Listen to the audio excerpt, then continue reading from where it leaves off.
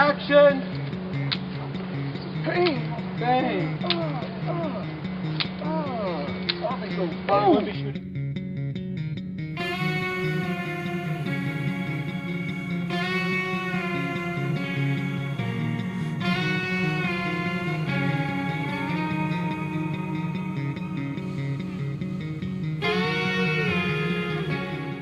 We were on set for Zombies Incorporated. Can you tell me a little bit about your character? Yes, I played Yumiko, who is an ex-Yakuza warrior, an assassin, who was pretty much bought and brought to the States, I'm guessing, or Canada. And having no former training in martial arts, how did you prepare for the role? Well, I had to do extensive training for 2 weeks. I had no martial arts experience in the beginning. So I pretty much spent 2 to 5 hours a day with 3 different trainers. One was Matthew Dick, who is a martial arts trainer. So he taught me the hand combat, groundwork, kicks, and stuff like that. Then I worked with Loki Jorgensen, who is the most amazing sword specialist. And he taught me how to use samurai swords, which was interesting. And then we had John Funk, who was our stunt choreographer. We're going to come up and try to get boom and go. Just give her a bit of a slap and get down. And then go right away into those movements. Right on. Okay. Having gone through that whole experience, would you go into classes now? Yeah, it would be really fun to do. And I like it a lot more now. And what was your favorite part about the whole process? I would say the training was pretty cool. Yeah, just working with everyone and seeing the progression from 2 weeks on how much you can really do when you're forcing yourself to. Now I was only out there for 2 days, but there were, I'm guessing, quite a few days on set in the cold, the mud, the rain. How do you prepare yourself for something like that? You bring a lot of warm clothes and socks.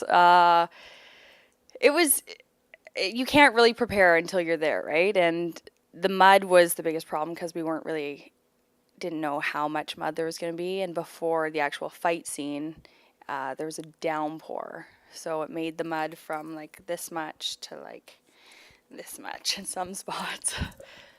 Now, in one of the clips that you'll see in a previous video I've posted, you actually get kicked in the face. How do you... you didn't come out of character. They cleaned you off. You got right back into who you were playing. How do you do that? You just do. It was a very unexpected kick to the head, but it kind of came really fast. And since I was still acting through it, I kind of, just kept going. And then after, that's I think when I realized, I was like, did I just get kicked in the head? And everyone came running over, and it turned out that I had a giant tribal print of mud from a shoe on the side of my head. I didn't know how bad it was till I saw it, and I was like, yeah. So and then you actually got Nate back in another clip. You kicked him in the head. Was that on purpose? No, but it was, yeah, we were doing some ground stuff and lying in the mud, and I guess one of the kicks I didn't quite come off right, so he kept going, and then I was like, oh no, I have to kick him again. And so I just kind of went for the kick, and I guess he wasn't expecting it, so he got a nice kick back in the forehead. Evens things out, right? Now, this whole process, I think you guys filmed in like 10 days, is that right? Yeah. Is that something new for you, or is this sort of a normality? You're used to it? Well, I haven't done that much acting, to be honest. I did a lot growing up, and I've done some music videos and commercials and stuff like that, but I've never done something like this, and it was really cool. Wet now. What got you into doing this part? Actually, I was kind of approached by someone I know, and I guess that day I was happening to wear an outfit that resembled the character, and they made a few comments and asked if I had ever done acting before, and I said I have, but not a lot. And then I kind of just went into the audition and tried my best, and I guess it worked out all right. Yeah. I have one more question for you. I try to ask each of my guests. It's actually about your socks. You talked a little bit about keeping warm on set and how that has to do with your socks.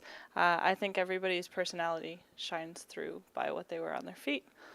So I was wondering, what made you choose the socks you're wearing today? Oh, I was actually in a hurry. I have a thing for ankle socks. I love ankle socks, and I like squishier socks than thin socks, unless they're really like soft. So these ones were just actually the first pair that I saw, to be honest. What about your socks? Mine, actually, I have to wear boring black socks to work. And halfway through the day, I got a hole in my sock, which always sucks.